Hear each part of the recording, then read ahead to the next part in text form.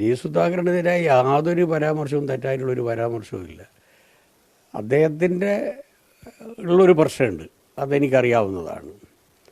അത് പരിശോധിക്കപ്പെടേണ്ടതാണ്. ഒരു ഭാഗം ഒന്ന്, അദ്ദേഹം അവഗണിക്കപ്പെടുന്നു എന്നൊരു ധാരണ അദ്ദേഹത്തിനുണ്ട്.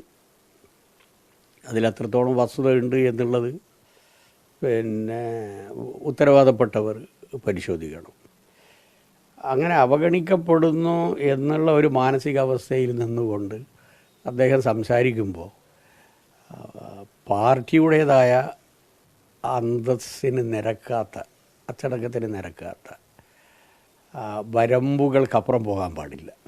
എന്ത് പ്രകോപനം ഉണ്ടായിക്കഴിഞ്ഞാലും നമ്മൾ അതിരുവിടാൻ പാടില്ല. അത് അദ്ദേഹത്തിൽ നിന്നാണ് പുതിയ തലമുറ പലതും പഠിച്ചത്. ആ അർത്ഥത്തിൽ അയാളൊരു അധ്യാപകനാണ്. അങ്ങനെ ഒരു പാഠമാകേണ്ട ഒരാളിൽ നിന്ന് വഴിവിട്ട് പോകുന്നു എന്നൊരു തോന്നൽ ഉണ്ടാക്കാനും പാടില്ല. രണ്ട് ഭാഗവും ശ്രദ്ധിക്കേണ്ടതാണ്.